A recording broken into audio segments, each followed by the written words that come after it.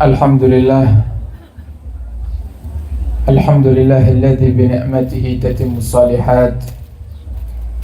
Wassalatu wassalamu ala sayyidis sadat sayyidina wa habibina wa syafi'ina wa qurrati a'yunina wa nuri qulubina maulana Muhammad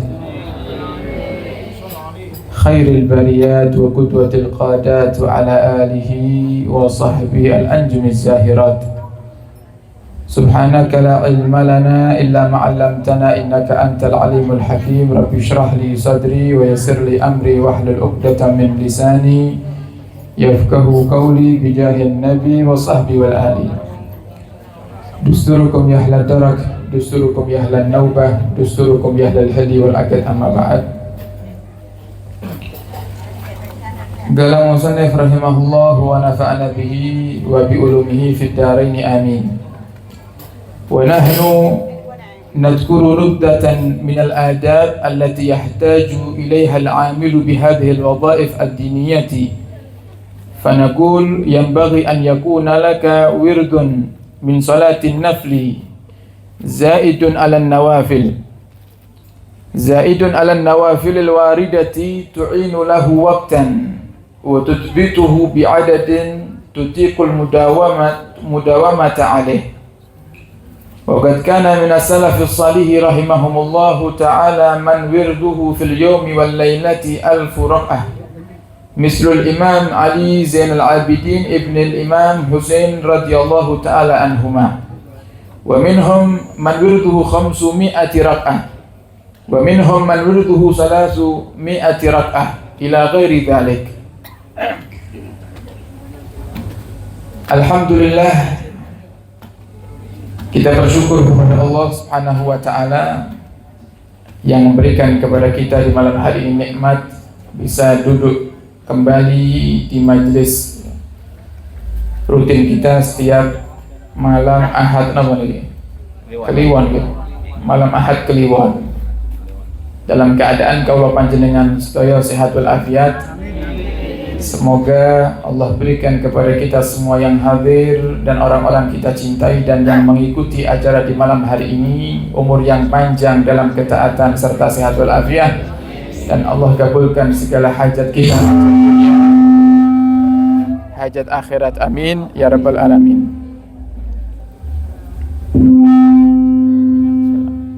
Bismillah. Bismillah.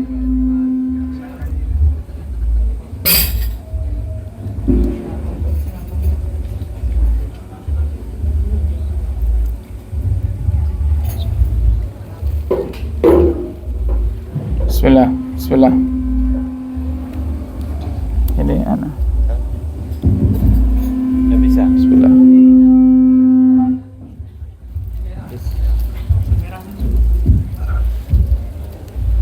Bismillah. Bismillah. Bismillah. Oke, niki selingan pendak ngantuk. Oke. Dikageti dhisik pendak ngantuk ngene ya.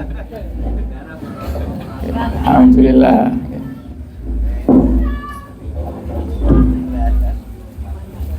Kita lanjutkan para hadirin. Coba ekonya dikecilin, ekonya, gemanya enggak pakai gema aja enak. Bismillah, bismillah, bismillah. Mungkin yang sound yang sebelah sini digeser, agak dihadapkan ke sana, oke. Bismillah, bismillah. Bismillah.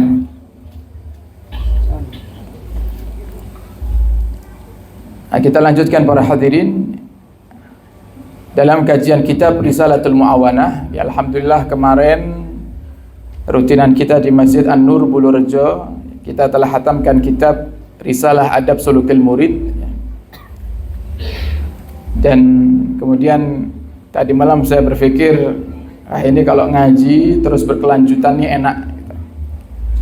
Kita bisa dapat berkah menghatamkan kitab. Daripada kita ngaji di setiap tempat satu kitab, pertemuannya cuma sebulan sekali, saya rasa kok hatamnya setelah bertahun-tahun mungkin ya. Jadi saya punya kajian juga di Bismillah. Saya ada kajian kitab ringkasan Ihya Ulumuddin itu mulai, coba soundnya apa dijauhkan biar nggak ngadep saya, yang sini dihadapkan ke sana, coba dibantu Pak Mas Sani, dibantu digeser.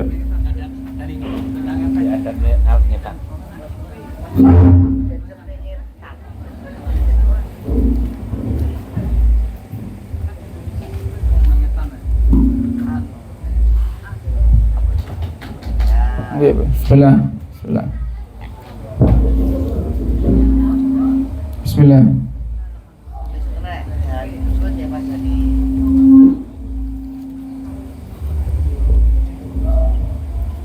Kita kaji kataannya tidak ditakdirkan ceramah saya malam hari ini. Bismillah.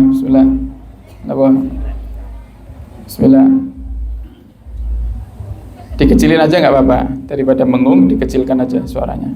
Oke. Bismillah.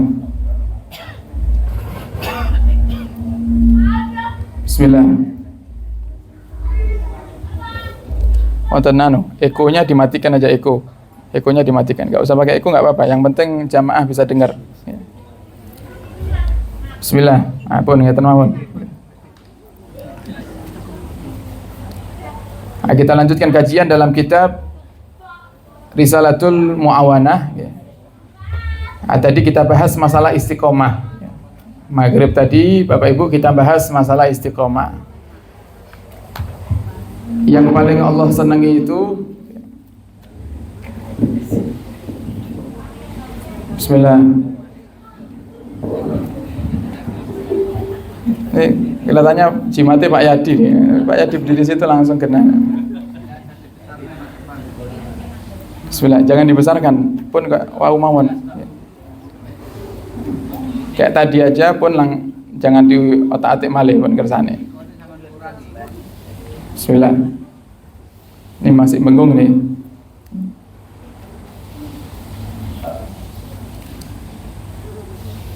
Nabi SAW dawuh dalam hadisnya,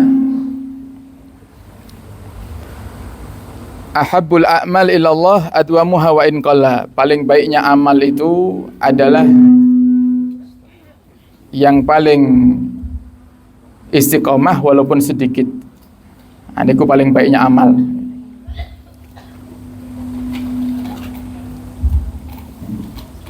Kemudian Imam Haddad mengajarkan kepada kaula panjenengan Bapak Ibu, kalau kita mau memulai amal itu atau wirid apa yang paling terbaik?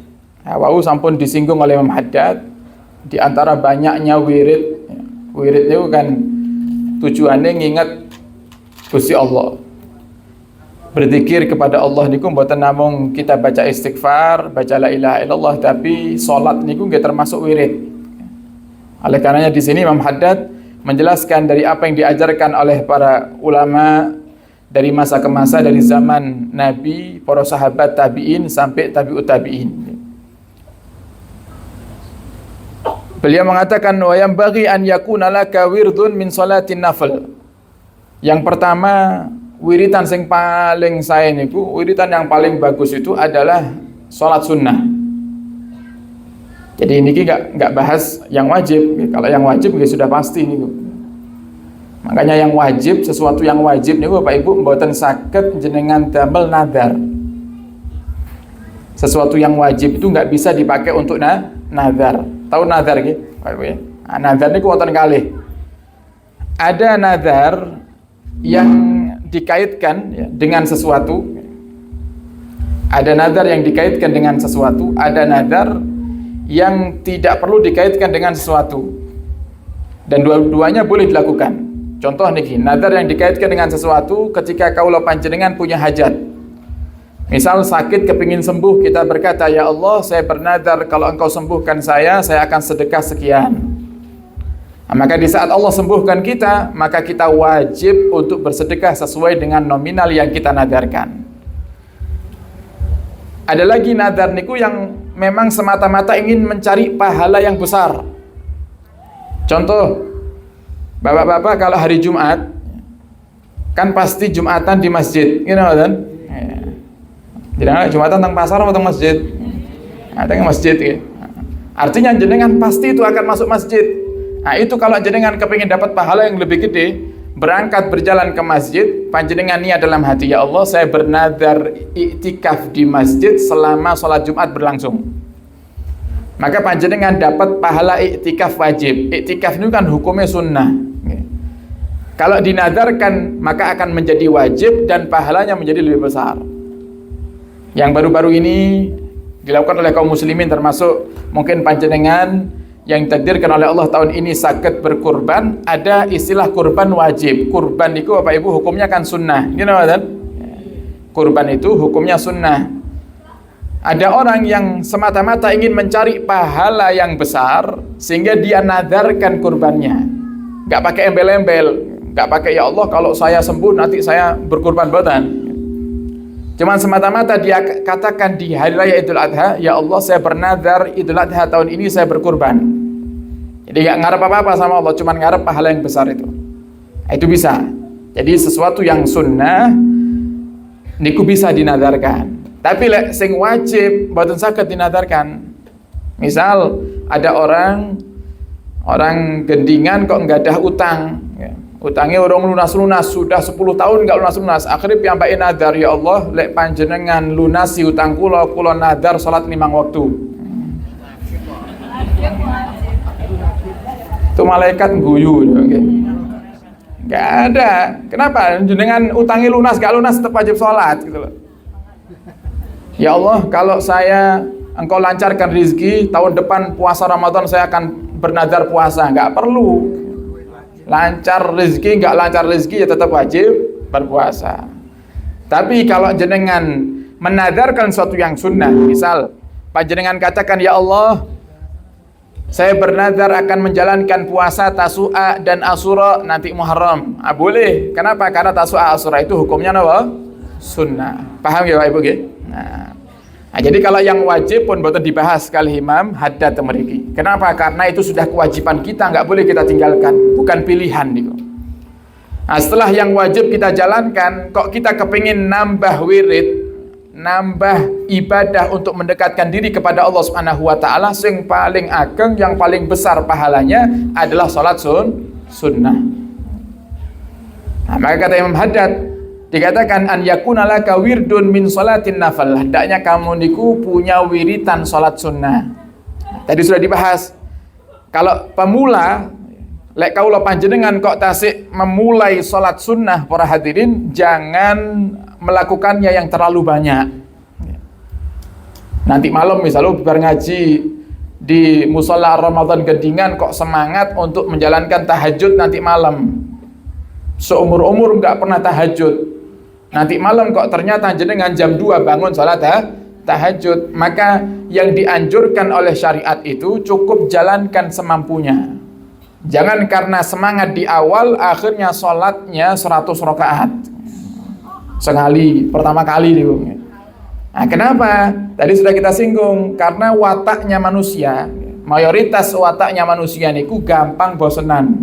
Terus sama betul. Gampang bosenan. Musola Ramadan tasih anyar-anyare weh sing salat sregep gitu kan. Tapi begitu musolanya sudah berumur setahun 2 tahun, sofi malah tambah maju. Ramadan nggih ngoten. Gitu kan. Tarawih masih awal-awal semangat kan. Penuh gitu. Penuh gitu. Tapi semakin lama itu karena wataknya manusia, dan itu bukan hanya berlaku dalam urusan ibadah, bahkan urusan dunia pun kadang kita suka gitu. Tapi jangan lek gak ada HP anyar pripun kira-kira? Hah? Kalau punya HP baru gimana kira-kira? Bibar selesai telepon, gitu, assalamualaikum, gitu. Hilap ya. Hilap. Kemana-mana niku wis dijogo HP ini. Kenapa masih baru? Tapi lek HP ini wis lawas, gitu. Tipe bolak-balik ben-bene, gitu kan? Sing penting sik muni kan, ngoten. Punya motor baru gitu. Dipakai sekali keluar, lapi lagi. Nanti seminggu dicuci. Seminggu lagi dicuci terus. Tapi kalau sudah motor lawas, ya kadang sak tahun tidak pernah dicuci sama sekali. Kenapa? Karena wataknya manusia itu. Wataknya manusia. Oleh karenanya para hadirin, ibadah nggih ngoten. Kata Imam Haddad itu, jangan sampai kita niku termakan dengan perangkapnya setan. Karena setan itu kadang kalau kita masih memulai ibadah, setan itu bisikkan di telinga kita, ayo Pak, ayo Bu, sing semangat, pompong niki jenengan tahajud nih. Kapan malih jenengan tahajud? Jangan cuma 2 rakaat, tambah lagi 10 rakaat, witiri 11 rakaat tak sakit. Nah, tapi tujuan setan apa? Tujuan setan itu agar kita cepat bosan. Kalau sudah bosan, kita akan tinggalkan amal kebaikan itu. Makanya Allah, Nabi mengatakan dalam hadisnya, khudu minal a'mal matutikun. Kata Nabi Muhammad, beramallah kalian itu sesuai dengan kemampuanmu. Lek kalau panjenengan mampu nih sholat tahajud 4 rakaat, ya pun 4 rakaat. Kalau kita sedekah mampu ya 5.000, sudah sedekah 5.000. Yang penting istiqomah gitu. Jangan sedekah 1 juta tapi cuman sekali seumur hidup. Ya. Niku nggak disukai sama Allah. Allah itu suka yang nggak banyak tapi istiqomah. Niku Allah senang. Nah, kenapa seperti itu? Karena orang yang istiqomah itu para hadirin kemungkinan besar wafatnya husnul khatimah. Lah setan niku paling boten purun lek kalau panjenengan sampai husnul khatimah, gak mau setan. Kenapa? Orang yang husnul khatimah itu tempatnya pasti surga. Sedangkan setan punya tujuan kepingin masukkan semua umatnya Nabi Muhammad niki kan neraka. Makanya kalau ada orang yang mati husnul khatimah, setan niku pegel, ngamuk. Kenapa? Ya Allah, ini sia-sia. Usaha saya selama ini sia-sia. Saya sudah bikin dia maksiat, saya bikin dia lalai, lupa Allah, lah kok ternyata wafatnya husnul khatimah. Nah, semoga kita wafat husnul khatimah semuanya insyaallah. Okay. Amin ya rabbal alamin. Jadi yang pertama para hadirin, wiritan yang paling bagus itu adalah salatun nafil, salat sunnah. Zaid ala nawafil al-waridah, yang jenengan sakit tambah semakin hari daripada sunnah-sunnah yang diajarkan oleh Nabi kita Muhammad sallallahu alaihi wasallam. Wa tudbituhu bi adadin tutiqul mudawamata alaih, dan kau tetapkan jumlahnya sesuai kemampuanmu. Jadi misal kalau kita nanti malam baru memulai tahajud, mulailah dari angka yang paling ringan, 2 rakaat. Bahkan Imam Haddad niku ngajari cara bangun tahajud. Niku pripun carane kalau panjenengan niku saged kados tiyang lintune sing sregep salat tahajud. Itu Imam Haddad tuh ngajari dari mulai titik yang paling ringan sendiri. Kata Imam Haddad, lek kalau panjenengan kepingin ahli tahajud Bapak Ibu, kok selama ini kita kesulitan untuk bangun, bahkan sing enek malih subuh sering bangkong gitu kan. Tangi-tangi tiba-tiba harus matahari harus padang gitu kan. Nah, gimana caranya kita bisa tahajud tuh? Kata Imam Haddad, niat yang kuat pertama, karena semuanya tergantung niat. Perhatian, kalau niatnya kuat, nggak butuh bantuan apapun, panjenengan bisa bangun. Contoh nih, Ramadan. Jenengan nih, kalau panjenengan kadang nggak pernah tahajud, tapi Ramadan sahur sakit bangun nih, gini kan? Malah kadang kalau sudah Ramadan itu jam 2 kaget, jam piro nih? Oh tasik jam kali, tilem alih. Setengah 3 kaget lagi, jam pinten? Oh, setengah 3 tasik dereng. Berkali-kali bangun. Kenapa? Karena niatnya kuat. Karena jenengan punya mindset di otak panjenengan, lek sampai kau mboten sahur, wah iso mokel ya, bahaya itu. Akhirnya kan semangat bangun sahur, padahal kadang nggak pakai alarm. Tapi kenapa giliran di luar Ramadan kita punya niat tahajud, kita pasang alarm, bukan hanya 1 alarm, HP-nya istri dipinjam, Bu nyelang HP nih Bu, HP sendiri taruh telinga kanan, HP istri taruh telinga kiri. Jam 2 pasang alarm, jam 2:05, jam 2:01, jam 2:30. Setiap menit bunyi itu alarm, tapi tidak tangi belas. Enek-enek tangi, dia namung mateni alarme, gitu kan? Seret tidur lagi. Nah, kenapa? Karena niatnya kurang. Jadi yang pertama niat yang kuat. Kemudian kalau kita belum pernah melaksanakan tahajud sama sekali dan masih pemula pada hadirin, ketika kita bangun, seperti tadi kita dengar alarm tuh, jenengan kan bangun tuh untuk matikan alarm. Nah, coba tahan sebentar, jangan langsung tidur, kata Imam Haddad. Setelah jenengan matikan alarm itu, jangan langsung tidur.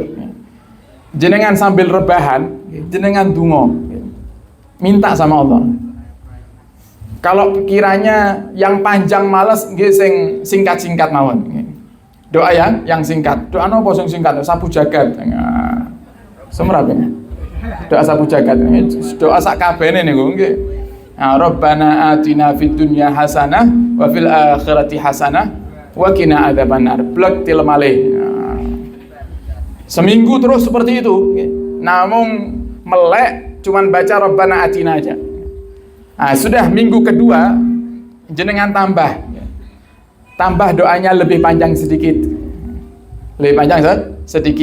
tambah Rabbana hablana min azwajina sambil duduk, hadirin, sambil duduk kan tambah panjang nih waktunya, sehingga rasa malasnya juga semakin berkurang nanti. Nah, kemudian kalau sudah seperti itu jenengan kok istiqomah, baru panjenengan para hadirin pergi kamar mandi. Setelah minggu ketiga panjenengan masuk kamar mandi, ambil wudhu, jenengan sholat 2 rakaat. Setelah itu jenengan tidur nggak masalah. Bahkan termasuk salah satu sunnah ya. Nabi itu Bapak Ibu kalau habis sholat tahajud, selesai tahajud, witir, selesai semuanya, Nabi itu berbaring. Nah, cuman kalau kita yang ngamalkan ya, kita harus jaga diri itu. Jangan sampai berbaring bablas malah tidak subuhan. Nah, repot ya. Tahajud gayane paling top tahajud, tapi kok ternyata nggak subuhan. Subuh tidak terkalahkan pahalanya dengan tahajud. Subuh lebih gede. Jangan sampai kita tahajud tapi nggak subuhan. Itu orang keblinger itu. Sami lek pas wayah riyo ngoten nggih.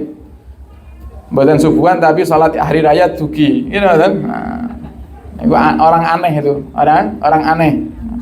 Jadi nggak akan dapat pahala. Kenapa? Yang wajib harus utama. Nomor 1 yang wajib. Nah, setelah itu kerjakan 2 rakaat para hadirin.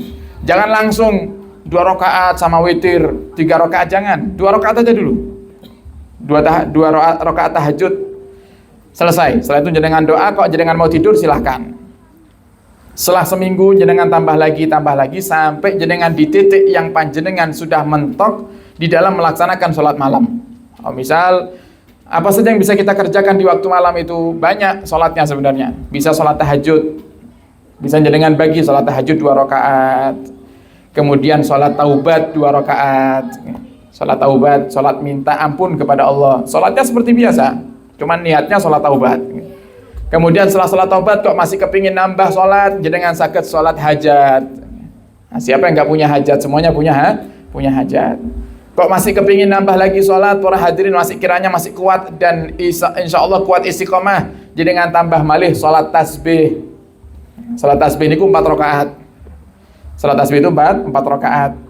Bisa dibuat 2 rakaat salam, dan bisa digabungkan. Sebagian ulama mengatakan kalau waktu malam dibuatnya 2 rakaat salam, 2 rakaat salam. Kalau sholat tasbihnya waktu siang, satu salam, 4 rakaat, satu salam. Dan sholat tasbih ini Bapak Ibu keutamaannya lebih mujarab ketimbang sholat hajat. Jadi kalau panjenengan kok nggak ada hajat, kepingin cepat dikabul sama Allah, lebih mujarab mana? Sholat hajat atau sholat tasbih? Sholat tasbih lebih kuat. Sholat tasbih itu lebih kuat untuk mengabulkan hajat, sampai Nabi dawuh kepada para sahabatnya, kalau kamu bisa melakukan tasbih tiap hari, lakukan tiap hari. Nggak bisa seminggu sekali, kata Nabi. Nggak bisa sebulan sekali. Sebulan sekali nggak bisa, setahun sekali. Setahun sekali nggak bisa, kata Nabi Muhammad, seumur hidupmu sekali. Nah, jadi pun tahu salat tasbih apa dereng nih. Nah, lek dereng mangke praktek minimal seumur hidup sekali terus Nabi Muhammad. Seumur hidup sekali. Gampang salat tasbih itu gampang. Namanya tasbih berarti kita dianjurkan untuk memperbanyak baca tasbih. 1 rakaatnya ada 75 tasbih. Ya, ada 75 tasbih yang kita baca. Ada 4 rakaat, 75 kali 4 berapa? 300. Berarti 4 rakaat kita baca tasbihnya 300. Nah, pripun caranya para hadirin? Nah, ini diingat-ingat. Rumusnya mudah. untuk baca tasbih itu rumusnya menjalankan salat tasbih itu rumusnya mudah. Pertama niat. Niat usolli sunnat tasbih. Kalau dipakai 2 rakaat salam berarti usolli sunnat tasbih raka'ataini lillahi ta'ala. Enggak nyebutkan raka'atain enggak jadi masalah. Misal saya mau niat salat tasbihnya cuma gini, usolli sunnat tasbih lillahi ta'ala Allahu akbar, sudah sah. Ya. Karena menyebutkan adaan, menyebutkan jumlah rakaat itu hukumnya adalah sunnah, enggak harus disebutkan itu. Usolli sunnat tasbih lillahi ta'ala Allahu akbar. Sebelum baca Fatihah, Bapak Ibu, sebelum baca Fatihah, panjenengan baca tasbih 15 kali. Jadi yang paling pertama, baca tasbih berapa? 15 ya? 15 kali. Dan ini menjadi patokan. Pokoknya setiap habis berdiri, setiap habis sujud, kemudian panjenengan berdiri ke rakaat selanjutnya, sebelum baca Fatihah, baca tasbihnya 15 ya? 15 kali. Nah setelah itu, para hadirin, setelah kita baca Fatihah, kemudian kita baca surat pendek. Anggap surat yang paling pendek panjenengan sering baca apa? Inna a'tayna misalnya. Setelah itu jangan buru-buru rukuk. Jadi ada 2 cara. Ini yang paling mudah ini. Yang paling mudah untuk diamalkan yang ini. Karena apa? Lebih memungkinkan kita untuk tidak lupa mengamalkannya. Kalau seandainya kelewat, bisa dibaca di rukun selanjutnya. Seandainya kelewat, nggak perlu jenengan batalkan sholatnya, jenengan sakit menambahkan di rukun selanjutnya. Sebelum rukuk panjenengan baca 10. Jadi tadi 15 sebelum Fatihah, sebelum rukuk 10. Setelah itu panjenengan rukuk. Rukuk baca seperti biasanya, subhana rabbiyal azim wa bihamdih 3 kali, kemudian jenengan baca lagi tasbih 10. Tasbihnya gimana bunyinya? Subhanallah walhamdulillah wala ilaha illallah wallahu akbar. Nah, dibaca habis ketika rukuk 10. Setelah rukuk sami Allahu liman hamidah, jenengan baca lagi 10. Setelah doa yang biasa kita baca ketika kita i'tidal. Kemudian ketika sujud pertama kita baca juga 10. Kemudian duduk di antara 2 sujud 10. Sujud kedua 10. Nah, sudah 75 para hadirin. 15 di sebelum Fatihah. Kemudian 10 ya, sebelum rukuk berarti sudah 25. Kemudian rukuk 10 35, i'tidal 10 45, kemudian sujud pertama 55, kemudian duduk di antara 2 sujud 65, dan sujud kedua 75. 1 rakaat 75, dan terus diulang di rakaat-rakaat selanjutnya. Nah, kalau sudah sempurna para hadirin 4 rakaat berarti panjenengan telah membaca tasbih sebanyak 300 kali. Dan itu yang akan mengundang Allah Subhanahu wa taala untuk cepat mengabulkan hajat kita. Nah, setelah itu kalau masih ingin menambah salat, Bapak Ibu, kata Imam Haddad, tutuplah dengan witir, karena ini ajaran Nabi Muhammad. Tutuplah dengan witir. Ij'al akhira salatika witra, kata Nabi. Jadikan akhir salatmu itu adalah salat witir. Jadikan akhir salatmu adalah salat witir. Jadi taruh yang paling akhir. Witir berapa witir? Witir itu paling banyaknya 11 rakaat. Witir paling banyak berapa? 11 rakaat. Paling sedikitnya berapa? 1. Cuman kata Imam Haddad, aqallul kamal. Paling sedikitnya sempurna itu adalah 3 rakaat. Kenapa? Karena kalau ada orang salat kok cuman 1 rakaat niku kebacut. Gitu kan? Ketok lek malisin nemene ketok namung sak rakaat tok gitu. Jadi 3 rakaat yang diambil itu paling sempurnanya salat witir, yang paling sedikit sempurnanya 3 rakaat. Nah, kemudian dikatakan di sini waqad kana minas salafis salihi rahimahullahu taala, mereka para salafun saleh. Kalau sudah disebut kata salaf niku Bapak Ibu, jangan sampai kita niku alergi dengan kata salaf ya. Karena sebab adanya kelompok-kelompok di luar ahli sunnati wal jamaah yang mencatut nama salaf ya. Sehingga ada golongan di luar ahli sunnah wal jamaah yang disebut nama salafi misalnya. Salaf itu artinya mereka para ulama-ulama yang hidup di abad-abad pertama setelah datangnya Islam. Itu disebut zaman salaf. Nabi sebutkan dalam hadisnya, khairul quruni qarni, summal ladzina yalunahum, summal ladzina yalunahum. Sebaik-baiknya zaman itu adalah zamanku, kata Nabi Muhammad. Itu zaman Nabi dan para sahabatnya. Kemudian yang setelahnya, kata Nabi, yang setelahnya zaman Nabi dan sahabat berarti zamannya tabi'in. Zamannya tabi'in. Tabi'in itu sinten? Tabi'in itu orang yang hidup melihat sahabat dan belajar dari sahabat tapi nggak ngelihat Nabi. Nabi Muhammad sudah wafat. Atau memang ketika hidupnya sama sekali nggak ketemu Nabi. Jadi orang yang hidup dalam keadaan beriman kepada Allah, beriman kepada Nabi, atau dikatakan seorang muslim hidup di zamannya Nabi tapi nggak pernah ketemu sama Nabi, maka nggak disebut sahabat. Jadi syaratnya disebut sahabat itu Bapak Ibu harus ketemu sama Nabi. Makanya lek kaula panjenengan walaupun kita sudah ziarah Madinah, ziarah Nabi, tapi kan boten kepanggih Nabi langsung gitu kan. Namun ngelihat kubahnya, ngelihat bentuk kamar makamnya Nabi, sehingga kita nggak layak disebut sahabat. Kula niki sahabatnya Nabi wedan nih. Ada orang kok ngaku-ngaku sahabatnya Nabi sekarang ini berarti nggak bener itu. Karena apa? Nggak ketemu Nabi. Jadi nggak harus Nabi itu wafat baru mereka disebut tabi'in. Nggak, ada orang-orang yang hidup semasa dengan Nabi. Jadi Nabi hidup, tapi mereka nggak pernah ketemu Nabi Muhammad. Ada, diantaranya Sayyidina Uwais Al-Qarni. Uwais Al-Qarni itu hidupnya di zamannya Nabi. Dan namanya pernah disebut oleh Nabi. Nabi perintahkan Sayyidina Umar untuk meminta doa kepada Uwais. Sampai Sayyidina Umar tanya, "Ma Uwais ya Rasul?" Siapa Uwais itu wahai Rasul? Kata Nabi, Uwais itu orang yang nggak dikenal di bumi tapi dikenal di langit. Kata Nabi Muhammad. Jadi Uwais Al-Qarni itu orang hadirin di kampungnya dianggap orang gila. Makanya kita nggak boleh ngeremehkan orang. Kadang orang yang pacaannya kayak pacaannya wong gila, orang gendeng, tapi ternyata dicintai oleh Allah Subhanahu wa taala.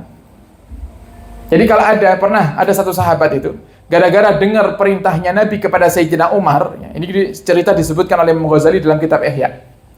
Ada satu sahabat karena pernah dengar hadisnya Nabi ketika memerintahkan Sayyidina Umar untuk minta doa kepada Sayyidina Uwais. Ini sahabat ini para hadirin sampai rela menghabiskan waktunya untuk mencari Uwais. Sampai akhirnya ketemu dengan desa di mana Sayyidina Uwais Al-Qarni itu tinggal. Sampai di desa itu, ibarat misal patos Sayyidina Uwais teng Gendingan. Sampai di Gendingan tanya ke orang-orang, "Kamu kenal nggak orang namanya Uwais?" Itu setiap yang ditanya, pasti dia akan jawab, "Kenapa kamu cari Uwais? Uwais ini kan orang gila itu. Uwais ini kan orang yang nggak manfaat, kenapa kamu cari Uwais?" Heran kalau ada orang nyari Uwais itu heran. Sampai akhirnya sahabat ini atau orang ini para hadirin dikasih tahu, Uwais itu keseringannya nongkrong di pinggir sungai. Nongkrong di pinggir sungai. Makanya jangan remehkan kalau ada orang kok kerjanya nongkrong di pinggir kali cocok wali. Nah, sedayu enak nih. Jangan-jangan wali. Ya, siapa tahu kan kita nggak ngerti gitu. Nggak ngerti. Jangan suudzon kalau kita ngeliat orang penampilannya orang gila, belum tentu gila dia. Itu contohnya Uwais nih, duduk di sungai, di pinggir sungai itu.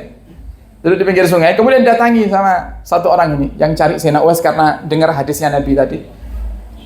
Kemudian dia berkata kepada Uwais, "Ya Uwais," noleh Sayyidina Uwais, ada orang datangi saya. Ada orang datangi saya berarti ini kenal saya ini.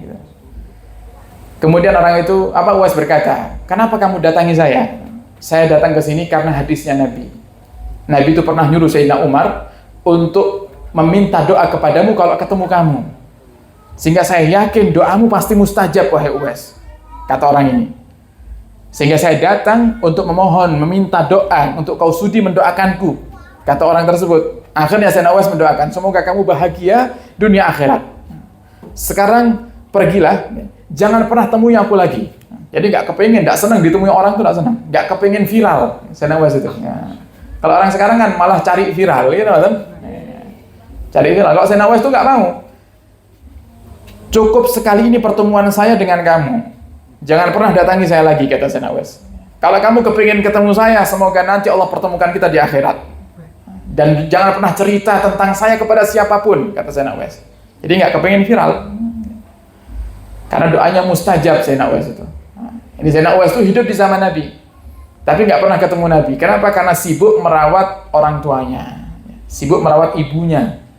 Jadi nggak sempat ninggalkan ibunya. Kalau ninggalkan ibunya untuk ketemu Nabi, pasti ibunya bingung. Siapa yang menyiapkan makan, siapa yang menggendong kalau mau ke kamar mandi. Jadi saking berbaktinya kepada orang tua, sampai Sayyidina Uwais itu tidak sempat untuk berjumpa dengan seorang kekasih, yaitu Rasulullah Shallallahu Alaihi Wasallam, tapi namanya pernah disebut dengan bangga oleh Nabi kita Muhammad Shallallahu Alaihi Wasallam. Oleh karenanya Sayyidina Uwais itu nggak disebut sahabat. Kenapa? Karena nggak pernah ketemu Nabi. Tapi Sayyidina Uwais masuk golongan tabi'in, sehingga dikenalnya dengan Sayyidut Tabi'in. Pemimpinnya para tabi'in ya Sayyidina Uwais al-Qarani. Jadi tabi'in itu orang yang mendapati para sahabat, belajar dari sahabat, tidak pernah ketemu Nabi. Ini disebut tabi'in, zaman yang kedua, abad kedua. Kemudian summal ladina yalunahum, kemudian yang ketiga, yang selanjutnya kata Nabi Muhammad, yaitu tabi'ut tabi'in. Mereka orang-orang yang belajar dari tabi'in, tidak ketemu sahabat. Belajar dari tabi'in tapi tidak ketemu sahabat, disebut dengan tabi'ut tabi'in. Nah, mereka orang-orang yang hidup di zaman itu, para hadirin, ada di antara mereka yang sholat sunnahnya dalam sehari 1000 rakaat. Nah, kira-kira berapa? Coba sekali seumur hidup praktek sholat 1000 rakaat. Awake dhewe 20 rakaat, 20 rakaat lho, salat tarawih ini sambat gitu kan. Kalau imam musala Ramadan kok pas sing imami tarawih suwe, besok pindah cari musala lainnya gitu.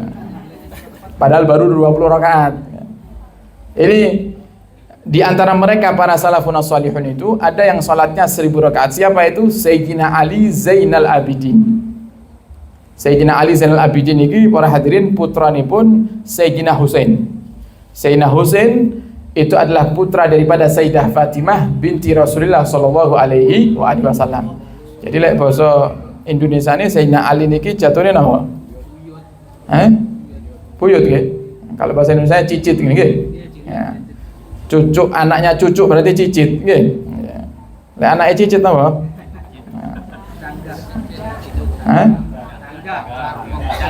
Canggah. Nggih, nembing ngatos nih kok nggih.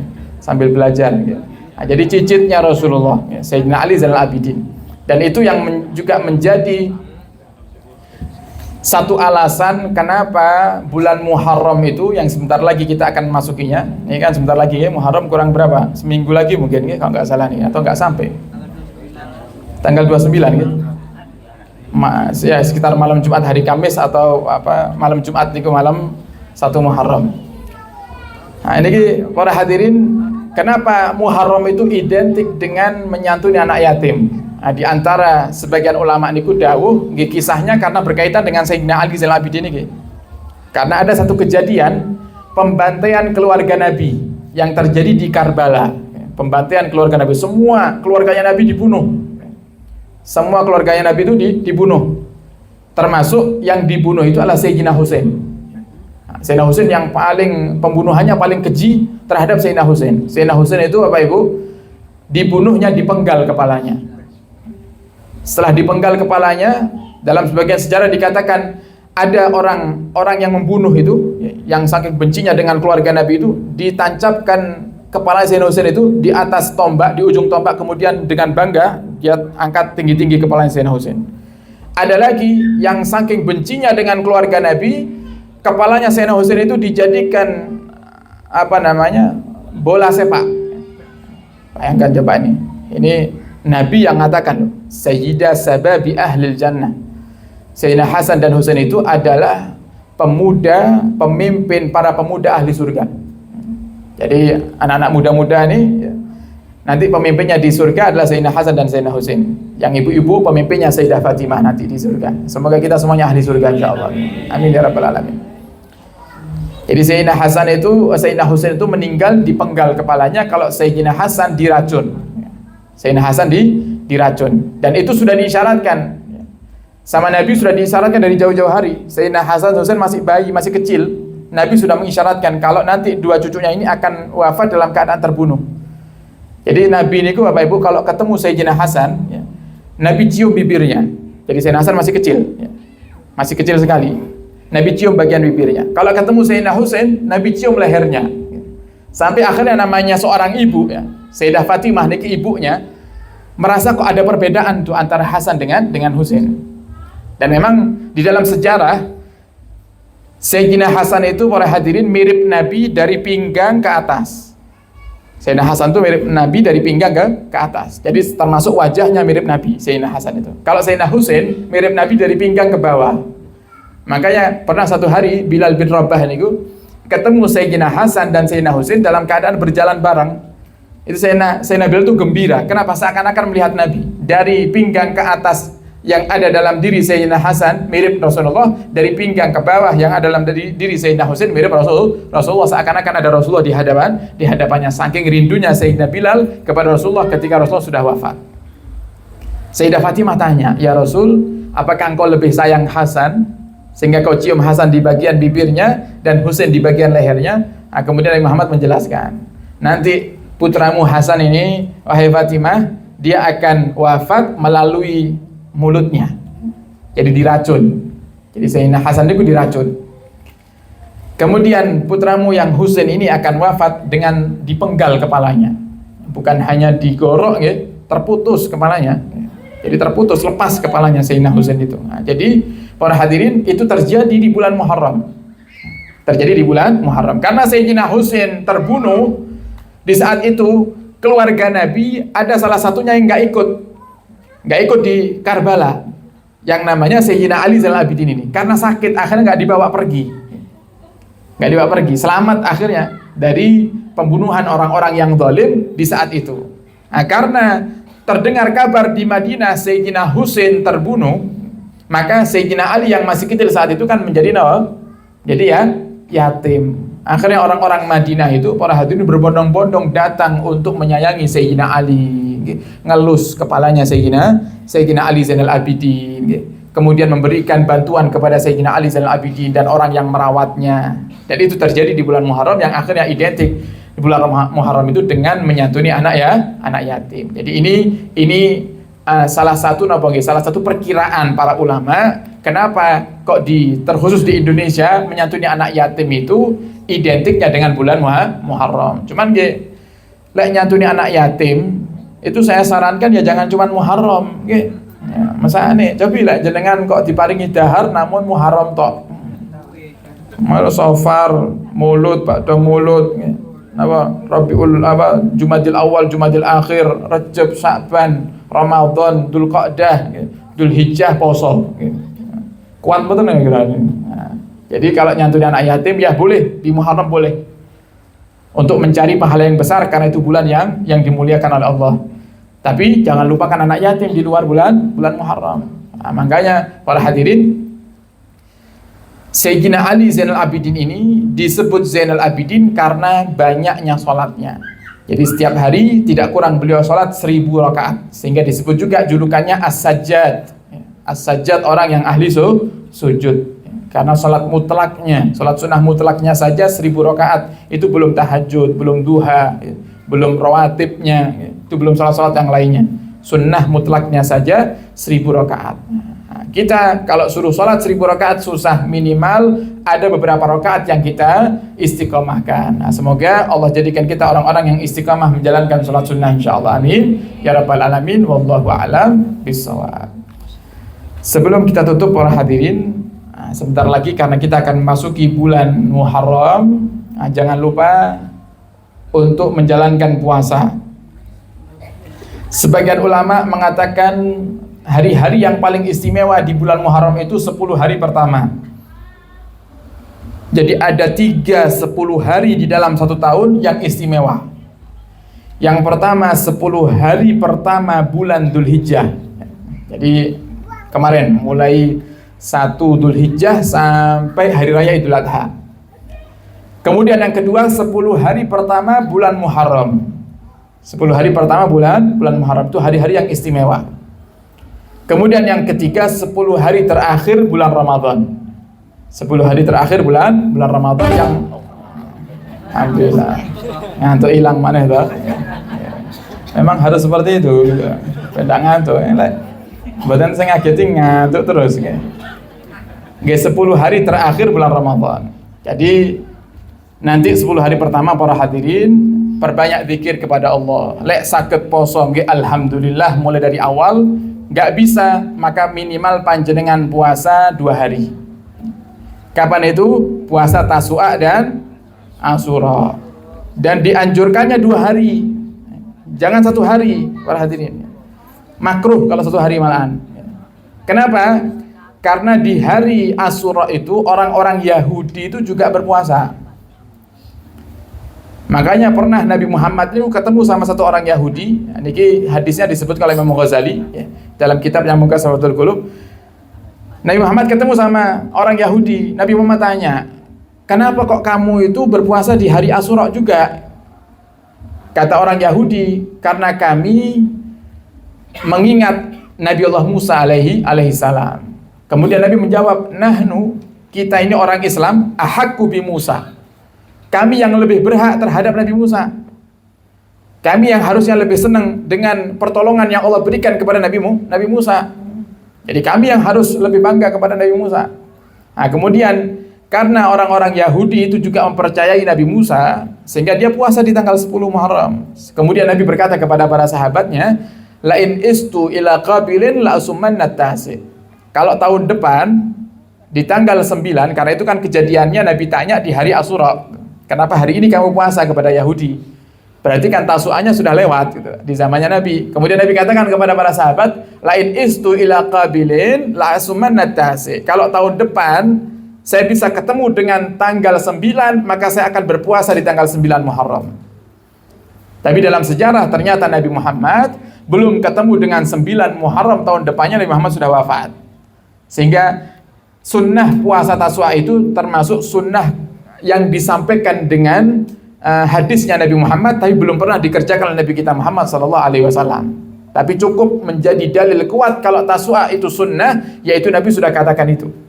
Nabi sudah katakan kalau Tasu'a itu sunnah. Nabi sudah berkata, kalau aku masih dipanjangkan umur oleh Allah ketemu tanggal 9 Muharram tahun depan, saya akan berpuasa sunnah tanggal 9 atau puasa Tasu'a. Nah, sehingga disunnahkan puasa Tasu'a dan Asyura. Kalau kita nggak bisa puasa Tasu'anya, kemudian kita menjalankan Asyura ditambah dengan tanggal 11. Tambah dengan tanggal 11. Jangan cuma Asyura saja. Karena menyalahi apa yang diajarkan Nabi kita Muhammad sallallahu alaihi wasallam. Nabi Muhammad itu Bapak Ibu paling nggak suka kalau ada umat Islam ngikut-ngikut orang Yahudi. Itu nggak suka. Dalam segala hal itu, berpakaian nggak suka. Cara berpakaian nggak suka. Nabi Muhammad ngikut-ngikut orang Yahudi nggak suka. Makanya coba jangan lihat di dalam hukum syariat. Kalau ada anak laki-laki, ada orang yang melahirkan anak laki-laki, ibu melahirkan anak laki-laki, diakikoinya berapa? Berapa kambing? 2. Kalau perempuan? 1. Nah, kalau kita nggak ngaji, kita akan berpikir, oh Islam itu lebih cinta laki-laki. Mboten. Islam itu bukan lebih mengutamakan laki-laki, tidak. Tapi kenapa kok Nabi nyuruh nyembelih 2 kambing bagi laki-laki dan 1 kambing bagi perempuan? Karena orang Yahudi itu, Bapak Ibu, kalau melahirkan anak laki-laki, dia nyembelih 1 kambing. Akhirnya kalau umat Islam kok nyembelih 1 kambing, kan akhirnya sama Yahudi. Nabi Muhammad gak mau, samaan sama Yahudi gak mau. Harus berbeda, Islam itu harus berbeda dengan Yahudi. Kalau orang Yahudi melahirkan anak perempuan, mereka gak nyembelih kambing, gak nyembelih apa-apa mereka. Justru orang Yahudi yang membanding-bandingkan laki-laki dan perempuan. Islam diperintahkan supaya tidak memberatkan, disuruh nyembelihnya 1 kambing. Supaya nggak memberatkan. Kalau perempuan cukup 1 kambing. Kalau laki-laki bukan niat memberatkan, tapi karena orang Yahudi nyembelih 1 kambing juga kalau lahir anak laki-laki, maka umat Islam harus berbeda. Makanya nyembelih 2 ekor kambing. Nah, jadi ini para hadirin, ibadah yang harus kita lakukan nanti di bulan Muharram. Diusahakan niat dari sekarang untuk menjalankannya karena keutamaannya begitu besar. Nah, kemudian perbanyak zikir, perbanyak sedekah, nyantuni anak yatim. Kemudian di hari Asyura, para hadirin, di hari Asyura senangkan keluarga. Nah, ini hadisnya dijelaskan oleh Sayyidina Abi Sa'id Al-Khudri. Beliau menjelaskan bahwasanya man wasa ala iyalihi yauma Asyura, siapa orang yang memudahkan rizki saudara keluarganya di hari Asyura, atau anggaplah ngasih hadiah lebih di hari Asyura, maka Allah Subhanahu wa taala maka Allah Subhanahu wa taala akan melapangkan rizkinya selama setahun penuh. Jadi kalau panjenengan nanti hari Asyura kok ngasih hadiah, yang suami ngasih hadiah istri, istri ngasih hadiah suami, orang tua ngasih hadiah anak, atau sebaliknya anak ngasih hadiah orang tua di hari Asyura, maka Allah akan menjamin panjenengan lancar rezekinya sampai ketemu Asyura yang akan datang. Al-Imam Sufyan Ibnu Uyainah berkomentar tentang hadis ini dan beliau katakan, waqad jarabnal amala bihadzal hadis. Aku telah mencoba mengamalkan hadis ini selama puluhan tahun dan aku dapati semuanya mujarab. Saya nggak pernah kekurangan kebutuhan sama sekali dalam satu tahun setelah saya mengamalkan hadis ini. Hadis ini kata Imam Sufyan Ibnu Uyainah, gurunya Imam Syafi'i. Jadi masih ada waktu Bapak Ibu, persiapan dari sekarang untuk menggembirakan keluarga di hari Asyura. Sambil kita mohon kepada Allah, semoga Allah berikan rezeki yang lancar, barokah, sehingga nanti di hari Asyura bisa menggembirakan keluarga. Nggak harus uang, nggak harus sesuatu yang mahal, yang kiranya bisa bikin orang atau keluarga kita tuh senang, sudah cukup. Nah, misal seorang suami diberikan kemampuan dari berupa materi, bagi dengan istrinya, kasih hadiah istrinya, yang biasanya uang belanja harian kasih 50.000, kasih di hari Asyura kasih 500.000, amin, amin aja. 500.000 itu kecil, hadirin. Kecil. Allah mau jadikan jenengan besok dapat transferan 1 miliar aja mudah kok, apalagi cuma 500.000. Yang ibu-ibu, saya kalau ngasih 500.000 lagi kan balik lagi ke suami berarti. Nah, kan malah nipu nih namanya. Nah, caranya gimana? Yang ibu-ibu nggak harus ngasih uang, nggak. Misal pakai apa cara lain? Oh, yang biasanya nggak pernah mandi, hari Asyura mandi misalnya. Pakai pakaian yang rapi. Kemudian yang biasanya kalau suami datang dari kerjanya disambut kurang hangat, hari Asyura sambut dengan yang hangat. Hari Asyura suami, wah ini jam 4 waktunya suami pulang, panjenengan pun dengan pakaian yang rapi, ibu-ibunya ya sudah wangi, nyambut di depan pintu, bukakan pintu, assalamualaikum Pak, itu kata suaminya, itu umben ibu ya. Sambut, monggo Pak, jenengan lenggah mriki Pak, kula pijeti. Kalau biasanya kan nggak gitu loh. Biasanya suami datang langsung tangli, piro Pak untungnya. Nah, ini hari Asyura jangan. Hari Asyura sambut dengan baik, sambut dengan hangat. Yang penting bahagiakan. Cara membahagiakan itu kan banyak. Nggak harus dengan materi, nggak harus dengan uang, nggak harus dengan barang. Kalau ada jangan pelit. Kalau ada jangan pelit. Termasuk para hadirin, kunci suksesnya terutama bagi seorang pria yang sudah berkeluarga, kunci suksesnya seorang suami itu selama dia nggak pelit sama istri dan sama orang tuanya, insya Allah lancar rezekinya. Coba, tidak ada ceritanya suami yang dermawan kepada orang tuanya, dermawan kepada istrinya, yang hidupnya susah, nggak ada. Karena Nabi sudah katakan itu, man akraman nisa ma akraman nisa ilal karim. Gak ada yang bisa memuliakan kaum wanita itu kecuali laki-laki yang mulia, dimuliakan sama Allah Subhanahu wa taala. Nah, sebaliknya kata Nabi, wa ma ahanahunna illal laim. Wa ma ahanahunna illal laim. Kecuali tidak ada yang bisa menghinakan kaum wanita kecuali laki-laki yang hina. Jadi memuliakan wanita, memuliakan orang tua itu kunci suksesnya seorang anak. Pasti itu. Gak mungkin tidak. Sehingga jangan pernah eman kalau untuk berbagi dengan pasangan, jangan pernah eman kalau untuk berbagi dengan orang tua. Itu pasti Allah akan ganti kita dengan rezeki yang berlimpah, itu pasti. Bahkan para ulama itu membahas bagaimana hukum seorang anak yang membagikan hartanya dengan orang tuanya. Itu dibahas oleh para ulama. Itu satu hal yang dianjurkan karena pernah terjadi di zamannya Nabi itu. Jadi jangan pelit sama orang tua. Berbagi dengan orang tua, senangkan orang tua. Semoga kita berharap di berkah rutinan di malam hari ini, semoga Allah berikan di hari-hari ini sampai akhir hayat kita rezeki yang lancar, banyak, halal, barakah, sehingga kita bisa menggembirakan keluarga kita bukan hanya di Asyura tapi di hari-hari yang lainnya insyaallah. Amin ya rabbal alamin. Wallahu a'lam bishawab. Jangan lupa Bapak Ibu, kita ada rutinan yang mungkin jika di Gendingan atau di wilayah sini tidak ada rutinan, saya mengundang panjenengan, monggo kita ada rutinan di setiap hari Ahad pagi jam 6 sampai selesai, ya, selesai jam setengah 8 atau jam 8, kajian kitab hadis Riyadhus Shalihin ya, dan kitab An-Nasaihud Diniyah, bertempat di aula Pondok Al-Bahjah. Kemudian malam harinya, malam Senin ba'dal Isya, kita baca maulid dan bersolawat bersama dan ngaji kitab Risalatul Mu'awana yang kita kaji di sini. Bertempat di Mabes Asyifa ba'dal Isya. Kemudian insya Allah sebagaimana rutinan kita, di tanggal 10 Muharram, jika tidak ada acara di wilayah Gendingan, kalau ada acara di sini yang jenengan ramaikan yang di sini.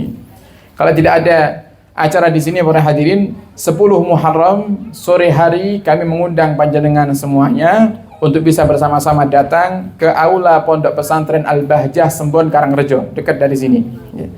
Kita sama-sama duduk bersama, berzikir, bersolawat kepada Nabi Muhammad, dan bagi yang berpuasa akan disediakan makanan untuk berbuka puasa insya Allah. Nah, jadi hari 10 Muharram, nah, nggak tahu saya tanggal umumnya berapa, pokoknya 10 Muharram para hadirin sore hari datang ke Pondok Al-Bahjah. Dan acara ini bukan hanya khusus untuk yang berpuasa saja. Kok ternyata ada yang uzur ya, tidak bisa puasa di tanggal 10 Muharram, boten napa-napa panjenengan hadir. Karena acaranya bukan hanya khusus untuk yang berpuasa. Kita tujuan utamanya adalah berkumpul di hari yang istimewa. Karena 10 Muharram juga hari yang mustajab, kita berzikir bersama, bermunajat bersama, berdoa bersama. Insyaallah dengan kita berdoa bersama-sama, Allah akan kabulkan semua hajat kita insyaallah. Ya amin ya rabbal alamin. Nah, kita tutup dengan suratul Fatihah.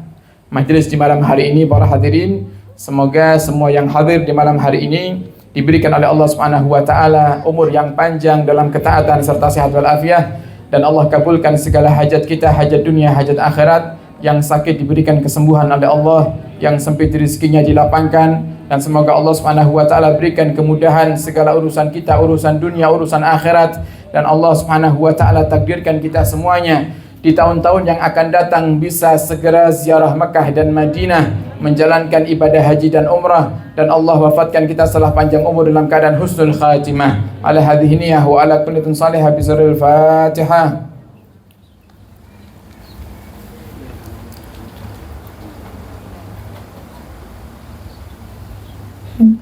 Dan kita bacakan Fatihah untuk air yang disediakan oleh panitia para hadirin. Semoga dengan wasilah suratul Fatihah Allah kabulkan segala hajat, hajat dunia, hajat akhirat, dan Allah sembuhkan segala penyakit, dan Allah permudah segala urusan kita. Ala hadhihi niyah wa ala kullin salihah bi sirril Fatihah.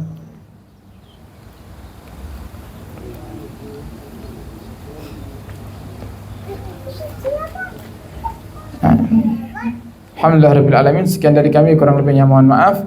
Wabillahi taufiq hidayah, sumaridul inayah. Wassalamualaikum warahmatullahi wabarakatuh. Sudah, monggo teman-teman dibantu tutup airnya. Untuk yang